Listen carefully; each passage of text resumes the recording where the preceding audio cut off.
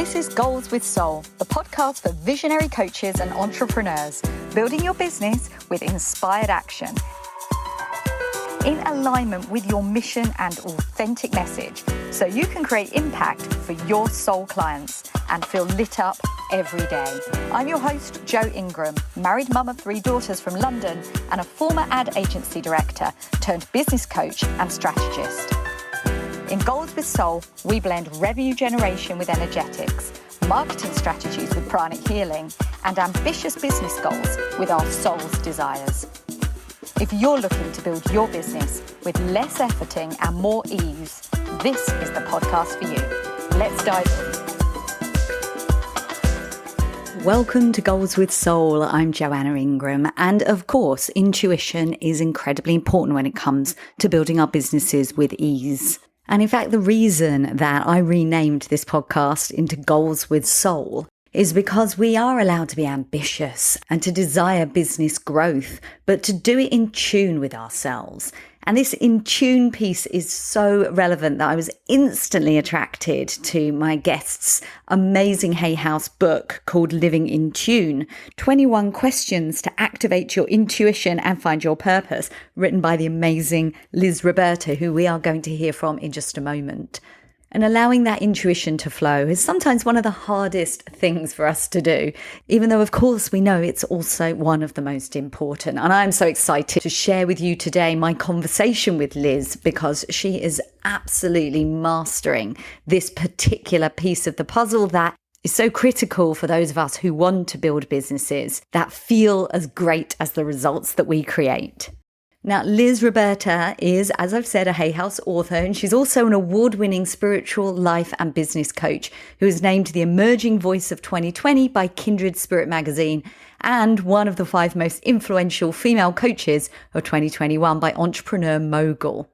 Liz is a certified life coach, Reiki practitioner, meditation teacher, and hypnotherapist, and her Millennial Manifestor blog has been read by nearly 500,000 people. Her book, Living in Tune, is one of the industry-leading books on intuition. Now, today, Liz is going to share with us her approach to using intuition in business, why it's important, what blocks intuition, and of course, how to unlock that so you can at last be in tune with your higher self and the way to create a much easier path through the daily trials and tribulations that we associate with being an entrepreneur. So let's dive in. Hello, Liz. Welcome to Goals with Soul. Hi, Jo. Thank you so much for having me.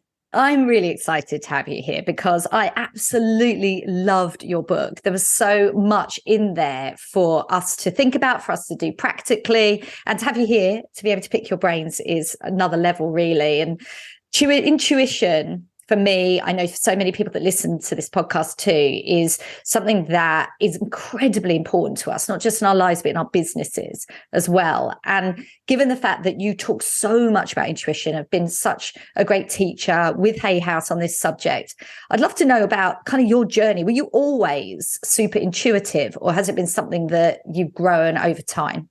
That's a great question. And a lot of my work is actually bringing intuition to the forefront, because what I noticed doing this work is that even people who don't identify as spiritual still talk about gut feelings, mother's intuition. They are using their intuition. They just don't have the awareness or the vocabulary to realize that's what they're doing. And that's kind of what it was like for me. So I was always a very sensitive child, and my intuition was speaking to me. I did have that connection with it.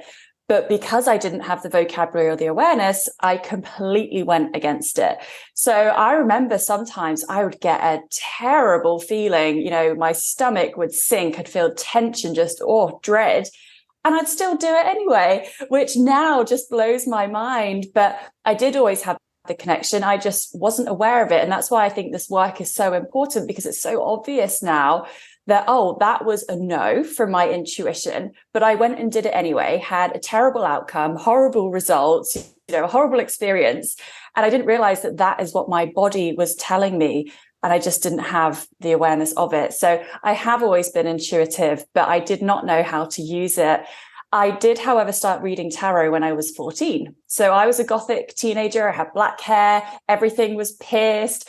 And so with that came, a bit of an interest in the occult, anything that was weird, dark. And so one of my little gothic friends introduced me to tarot cards. Since she now works for the government and, isn't interested in spirituality at all.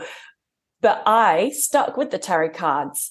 And so I've been reading tarot for over half my life now. And I've always had that connection with tarot. Tarot is an incredible tool because it literally tells you the answers on cards. So even in my darkest times, I've had depression, anxiety disorder, eating disorders. So when you're in that place of just absolute struggle and inner torment, it is so hard to feel your intuition, hear your intuition, because there's so much noise getting in the way and there's a lot of fear and self-doubt. Those things are incredibly detrimental to intuition. However, even through those times, I always had my pack of tarot cards. There's still same pack I still have now. And so that was always able to guide me forward. And one of the exercises in my book is actually about using cards for that reason, because no matter what you're going through right now, even if you are full of fear and stress and you just don't even know what you're thinking or what you're feeling, you're confused, cards will give you a message or an answer. And then you always have the option of, okay, do I agree with that or not? So it's not like you have to just take them and do it. It's not about giving your power away, but it's a great tool for reflection and helping you to feel, does that feel in tune for me? Does that not feel in tune for me? So it's been a massive journey. And I truly believe that it was for a reason. I believe everything happens for a reason. And because I went down so many paths that were out of tune for me, and I did 2 careers before being an entrepreneur. I worked in investment banking, first of all, and then fashion as a merchandiser at a high street retailer. And, I went into those for different reasons. Then I went into entrepreneurship. I wasn't following my purpose and my passion. I was coming from lack or, wanting other types of things. And it felt awful. I had a terrible experience doing those things because I wasn't listening to my intuition at the time. But now looking back, I do believe that was for a purpose to enable me to write Living in Tune, because so many people are still in that place of not understanding their intuition, not following it, not living in line with their purpose. So I believe I went through it in a pretty condensed period of time. I mean, people have career changes throughout life. But I mean, I only lasted in those careers like 2-3 years, but they felt terrible. Like every day felt awful. And I feel like it was very condensed compared to other people's journeys. So I could just like go through it, learn the lessons, and then like go away, write a book, help other people who are in the same situation. There is so much there that is completely relatable to me and to so many. I mean, first of all, I do fall into that category of someone that was in a misaligned career for a very long time, in my case, nearly 2 decades.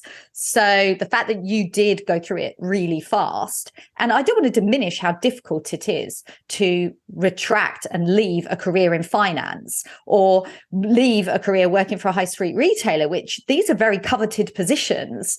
And I imagine that most people, more like myself, would have stuck around for longer because I should stick around for longer. It was hard. Other people want it. This is what I thought I wanted. Therefore, I need to make the best of it. Kind of I've made my bed. Now I've got to lie in it positioning. And I love the fact that you were in tune enough to say, no, this isn't it. I'm just completely moving. I'm pivoting. I'm going to make a decision now. How was that for you? And like, how bigger transitions and pivots did you make at the time? Wow, that is such a great question, because it was incredibly hard. For me, a lot of it was about fear of judgment, status, what other people would think.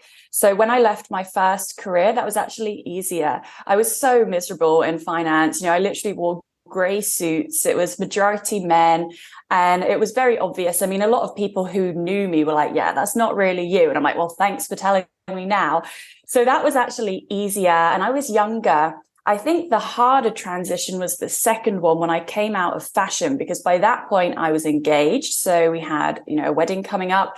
We had a mortgage. We owned a 4-bedroom house in Leicester at this point. So it was much more serious and there was more at stake. And also what I really struggled with was people thinking I was flaky at this point. I'd already done one career change. So it was kind of like you get a free pass to change it once. I decided when I was, before I was 18, I did my career, my degree in economics to do that career.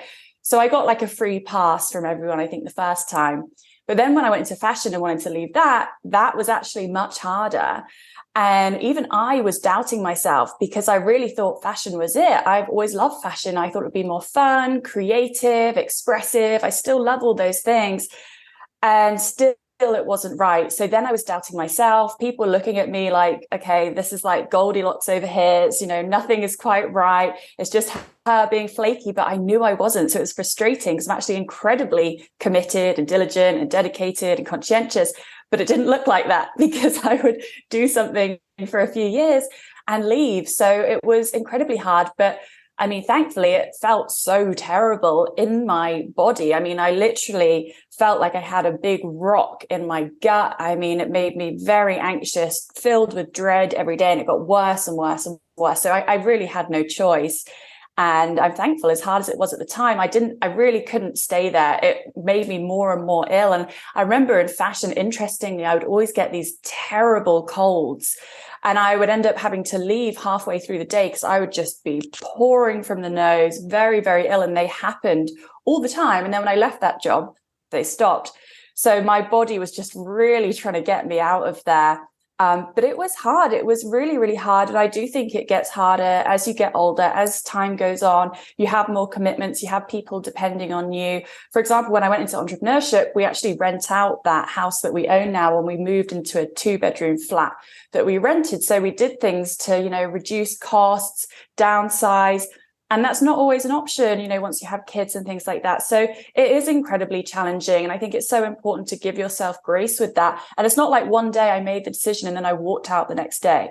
For a year and a half when I was in finance, I was completely miserable. I'd made the decision a year and a half beforehand, but I needed to save up the money. I actually did a master's in between. So I needed to save up the money to do that and make transitions. So it's not something that happens overnight. It requires planning and saving, but ultimately it's worth it. And in the grand scheme of life, it's such a small period of time. You still have so much life left that you want to make the most of it and do what you love. Oh, that's so true. And it was really brave of you. And I guess it makes it a lot easier when you're a person that trusts your intuition, because you know that you're being guided. And I love what you said earlier on, when you said that many people can't really tune in very easily. And that was one of the driving forces that created the book for you. It's like people need to understand how to really tune into their intuition. And I know from my experience, it's been a longer journey of really trusting what it says, because I spent so much time in that masculine brain energy where it's all about rational decision making and having such an active overthinking mind that you're not really tuning in and listening, because that soft whisper is so quiet in comparison to the loud ego mind.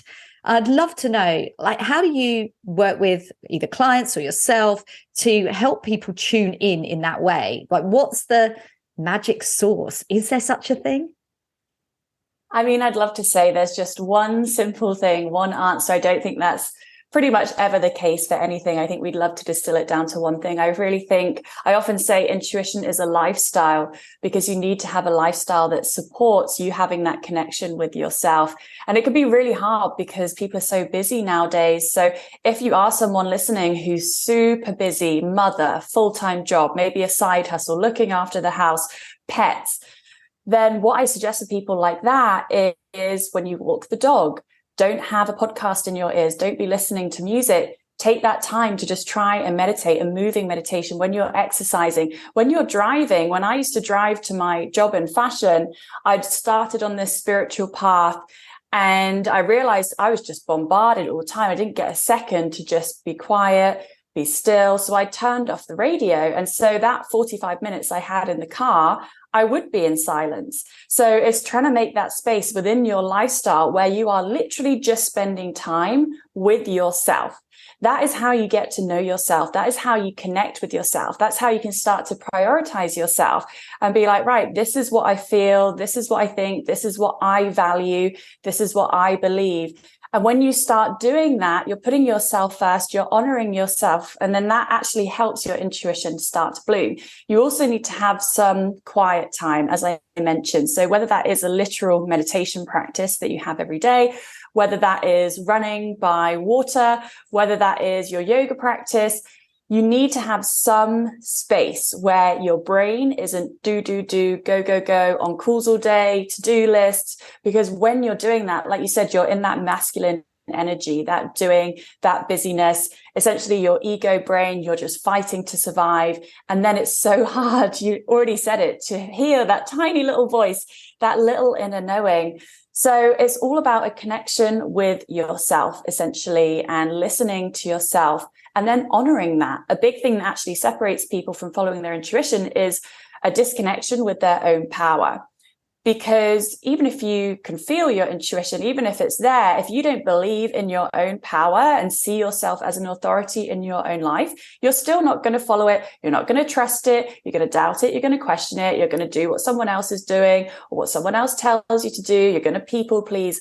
So it's kind of like two different things you need to do. You need to, first of all, know what your intuition is, but then you also need to feel powerful and strong and brave enough to actually follow it as well. That is one of the best explanations I think I've ever heard for intuition, at least for the sort of mind that I have. Because sometimes, and I think this happened to me quite a lot when I very first started getting into this space, which is we think in terms of, okay, cool, I want to be more intuitive. What do I need to do?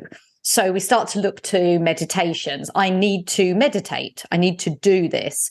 And I love how you opened by saying, just silence. It like takes stuff away. It's not about more, it's about less.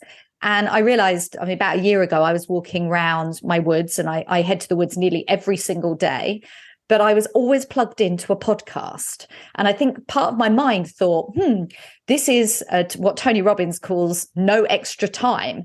If I'm going to walk for my health, then isn't it great that I'm also absorbing some awesome stuff for my business right now or for my mindset, which does seem to make sense, but it was completely blocking this opportunity to just be present and just be ready to receive, which when I started to turn off the music, turn off the podcasts and just walk, at first I found it really, really uncomfortable. It was like an absence of something. And then I started listening to the birds singing and the crunching of the leaves underfoot and listening to my breath and allowing more intuition to flow. And sometimes it comes in so fast, I have to actually prevent myself from recording a podcast episode literally there and then as I'm walking around, or jumping into Instagram and giving some incredible message that I feel so inspired to give on a live or something, and say, no, if it's that important, it will still be with you in 20 minutes or half an hour when you finish your walk. So I completely get where you're coming from. And I'd love to hear a bit more about this trust piece, which you were just starting to talk about there, which is this idea that we have to trust that we are connected to source and intuitive, and the messages that are coming through can be something that we should follow. Do you have times when you feel that you're not sure if it's wishful thinking or true intuition? How do you tell the difference?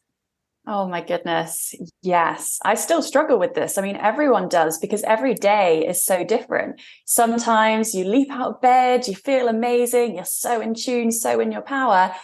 Other days, you don't feel like that. You feel anxious, you feel stressed, you feel busy. Maybe a launch isn't going that well, and then you start doubting yourself. So yeah, it's definitely a journey. And again, I've already used this word. It's about giving yourself grace. Not every day is going to be the same.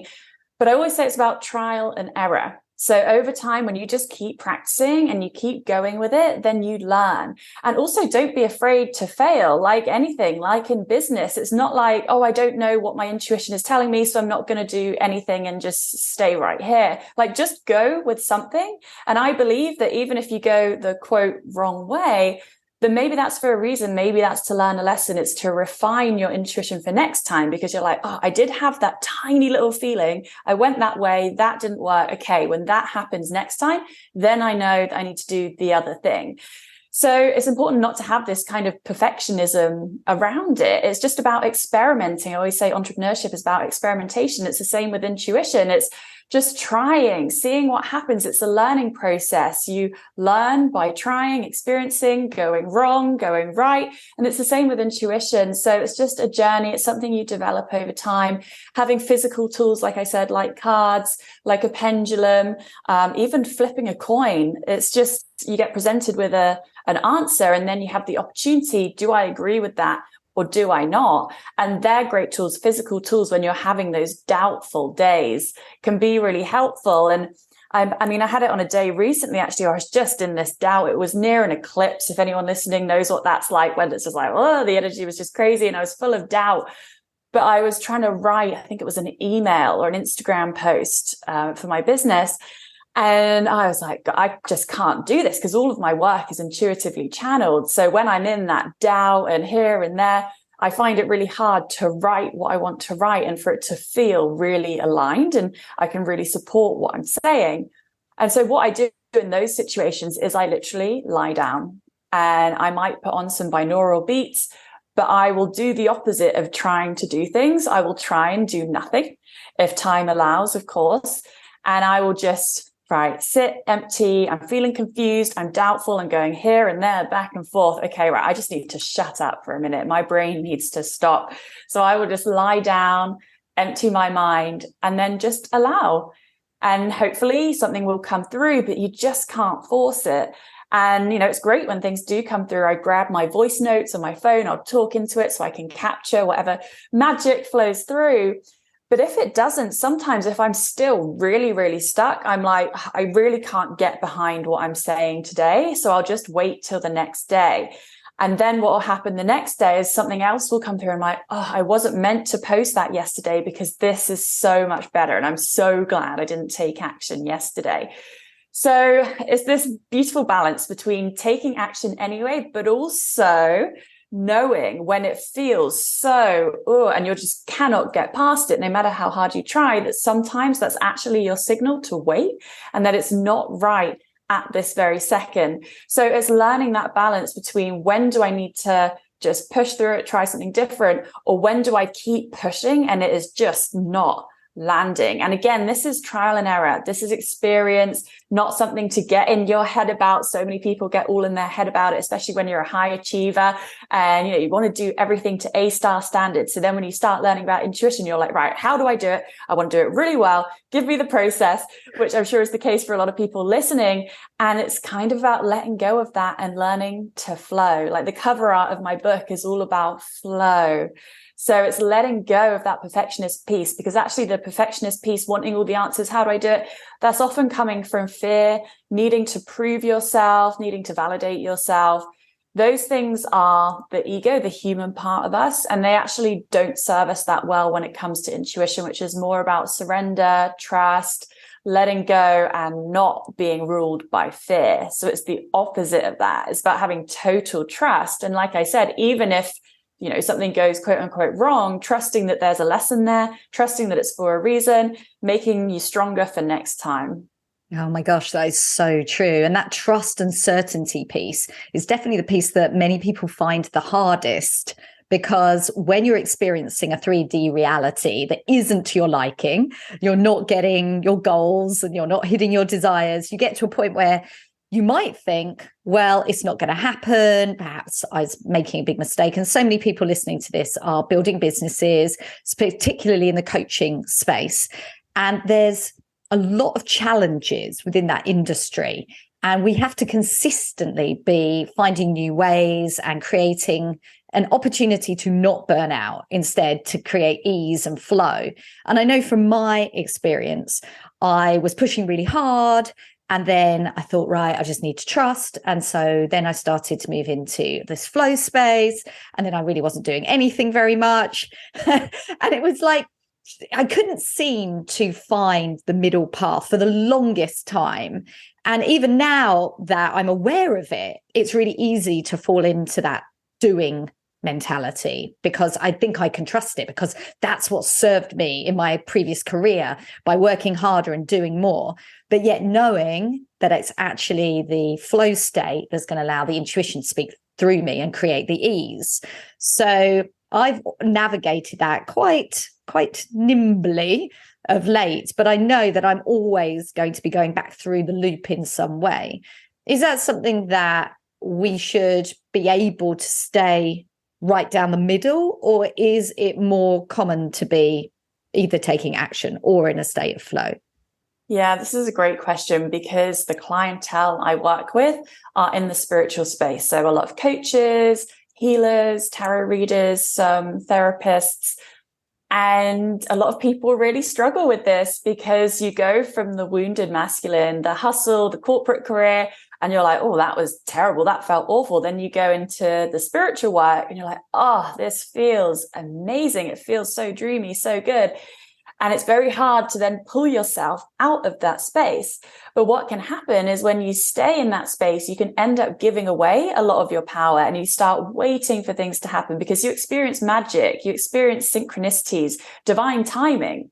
So I'll often have people say they're waiting for divine timing. And I'm like, no, you've gone too far that way. Divine timing is something that happens miraculously. You don't sit at home waiting for a synchronicity to happen or waiting for something to happen. You live your life, and then that magic just happens around you. So it is so important to have that balance. And I think the true magic of manifestation, creating the life that you want, is being able to balance those two things, because we have Mother Earth, the physical world, and then we also have Father Sky, the cosmic world, the universe. And when you can master the physical world and the spiritual world, the non-physical world, and bring those two things together, you can take action in the physical world, learn the strategy, and you can master energy, your healing journey, manifestation. I mean, you have everything you could ever need. And it's one of my big pet peeves, because I've been in the spiritual world. I lived in Glastonbury for a year and a half. I talk about it in the book, where I experienced this pendulum swing, because I went from the mainstream Western world, who a lot of people aren't connected with this spiritual aspect yet. So I dove into the full spiritual world, and I was like, hang on a minute, this isn't it either. I also have this entrepreneurial side of me. I'm very driven, ambitious, and those needs weren't being met within that world. So now I do feel like a lot of my purpose is to walk this middle path and be like, guys, you can take action, you can be organized, you can make money, you can have a great time and be busy and fulfilled, and also be so in tune with your intuition and love the energy work, be on a healing journey, feel in tune, have magic happening all around you. You can totally have both. And I actually think that's where the magic is, and that's where the stability is. You said about feeling that kind of swing, that to and fro. And what happens is that creates a lot of doubt, and you're fearful of swinging to the other side, because you swung to the other side because you didn't like that side. So then you have that fear of going back to it. So I think if we can incorporate the best of both, I think that is really optimal. I don't think it's about this or that. I think it's both. Oh, as you're talking, I can see why I feel like you're a spiritual sister, because literally the words coming out of your mouth is like, you're inside my head. You followed the journey that I've been on over the last few years. And it's been exactly that for me, where I came out of that all powerful, all dramatic, action taking, masculine corporate thing, and then went the other way and qualified as a pranic healer and breathwork facilitator, and was like all about the spiritual side of business. And now I love the fact that we can talk about creating ease in our businesses, but there's actually some kind of chops behind it. You know, it's not just like, oh, you should create ease, work 4 hours a day, which a lot of people are going to say, well, that sounds very nice. And when's the rest of the work going to get done? But instead, it's about just making the work feel so much easier by being quiet sometimes and not doing something in the moment that feels completely misaligned, but instead coming back to it, but keep showing up, keep taking the action, but doing it in such a way that you're really conscious of the difference between that sort of doing and being energy, which I love. How did you inject that into your business? So you've described a very sort of pendulum swing journey of your own, and I'd love to know, how you kind of got from there to the position of writing a book for Hay House, which is not something everyone can claim. It's, really impressive. Well, how did that all happen for you? And then obviously to the point you are now, working in the way that you do with your clients. Yeah, so it was a journey over quite a few years. So we're recording this at the end of 2022, and it was actually in 2018 that it all began. And at that point, I was working full time in fashion, and I'd be walking down the corridor, holding clothes to take to some PR meeting or whatever. And these words just kept falling into my head. And I would catch them in my phone, in my notes. And then one day I was scrolling, and it just never ended. And I was like, right, I'm going to put these in a Word document on my laptop.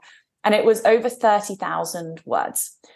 And I was like, okay, this is strange. It was never something I consciously decided to do. It just started happening. So as I said before, I was already on a spiritual journey at this point. I was doing yoga. I started getting up earlier in the mornings to open my third eye, and I'd watch Mind Valley videos and things like this. And these words started coming in while I was working in this corporate world in fashion. So as I transitioned out of that, I then actually went into a part-time job. Again, I tell the story in the book. It was this incredible synchronicity where I got the most amazing job. It paid £40 an hour for a part-time job, mainly work from home. I went into a university for 1 day a week, taught some seminars, did marketing. It was just absolutely amazing. So I had so much free time. So I was doing like 50-50. And then eventually I was able to do full-time entrepreneurship. So it was a transition that happened over time. And with regards to the book and doing this work, I very much feel it was a mission that was assigned to me. I would never sit there and kind of logically choose this. It's very difficult. I experience a lot of resistance. No one understands what I do.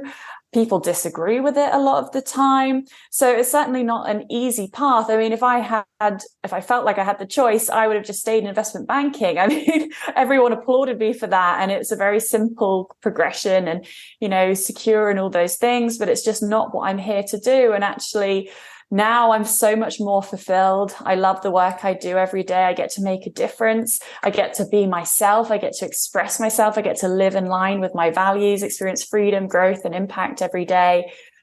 But, it has been a journey. And like I said before, it's not something that happens overnight. So don't put that expectation on yourself that, I think I want to do this. It has to happen tomorrow, because you do have to work with the physical world. Yes, follow your heart, your intuition, your passion, but you also have to have some of that grounded realism of being able to support yourself, savings, how can you create income for yourself? And there was 3 months between leaving my full-time job and getting offered that part-time job.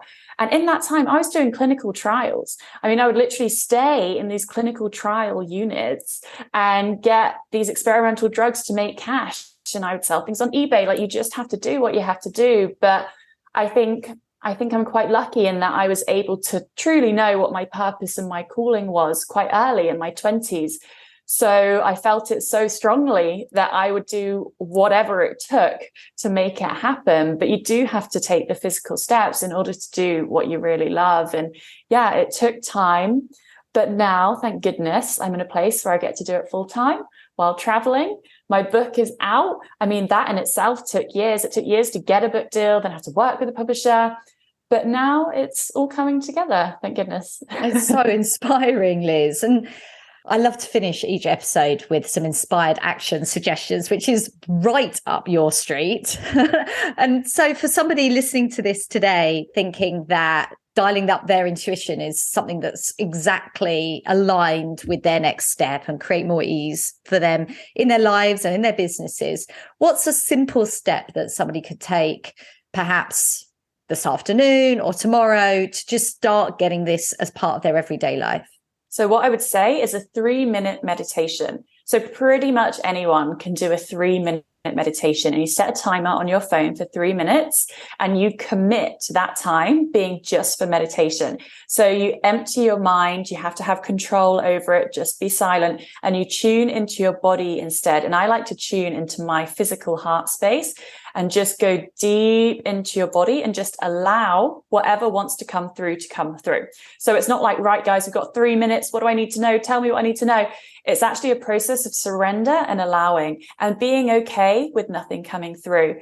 But as you do it every day or a few times a week, what will happen is as you create that space, you just hold it, tune into your body. You might get the name of your next program. You might get an amazing idea, some words for your next Instagram post. I mean, you just have to develop that connection, and 3 minutes a day is all it takes. If you can truly commit to that time and not get distracted, not open your eyes and add something to your to-do list. If you can commit to just 3 minutes and set a timer, tune into your body, empty your mind, pretty amazing things can come through in that time. And what I find is that when you work on that relationship with your intuition, it's like you feel like you're making a sacrifice, taking that time out, but actually the gold that comes through saves you so much time and effort and frustration in the long run, and can actually condense that process so much because you're allowing yourself to receive the easiest, quickest, most aligned path forward for you. So 3 minutes to tune into your body and allow your intuition to connect with you is what I would say. Thank you so much. I know that I'm definitely going to be doing that. I might even do that when I get off this recording, actually, because I've started to get more into guided meditations recently, whereas previously I was doing quieter meditations. And I think sometimes we need the variety. But this reminder today, and the fact that 3 minutes is enough, is really, really powerful. I think we should all create time to tune into ourselves for, 3 minutes a day. So yeah, let us know how you get on with that one. If it's something that changes, you can get into the Instagram of myself or Liz. I'm going to share mine on my normal bit at the end. But Liz, tell us where we can find you online and learn more about what you do. Definitely. So as Joe said at the beginning, I'm a Hay House author. My book is Living in Tune, 21 Questions to Activate Your Intuition and Find Your Life Purpose. That's available wherever you buy books, Amazon, Waterstones, WH Smith, Barnes and Noble. There are lots of exercises in there to connect with your intuition. There's actually 21 practical exercises and lots of journaling prompts as well. So definitely go and check that out. I'm on Instagram at I'm Liz Roberta. My website is lizroberta.com. And I run various different programs for female spiritual entrepreneurs. I have a membership community called Sacred Sisters. And all of my work is based around aligning you with your power, balancing out those masculine and feminine energies so that you can create more income and impact in an aligned way that is true to you and your soul mission. Thank you so much, Liz. Thank you, Joe. My heartfelt thanks to Liz for sharing her light with us on Goals with Soul today. And to let you know that enrollment is now open for the Aligned Messaging Mastermind. If you are a visionary coach, high achieving, but stuck in a cycle of overthinking about your messaging, knowing that you want to work with clients who are elevated and more aligned with the way that you feel about the future of your business. You want to feel energized when you work with clients. You want to feel aligned with your marketing and no more hamster wheel content creation. You want to take your business from a situation of getting paying clients to a situation of choosing which clients you want to work with most. If that sounds familiar, then this could be for you. If you know the time is right for you to finally start working with those clients that light you up, to create marketing that thrills you rather than depletes you, and to get in tune with your messaging, the messaging that makes it easy for you to describe exactly what you do and attract the clients that want to work with you. I'm looking to work with a small number of coaches that desire a radical up level in their messaging, their marketing, and their client alignment. Hop over to Instagram and send me a DM with the word aligned, and I will share more details with you over there. And so to your inspired action. Take care. Bye now.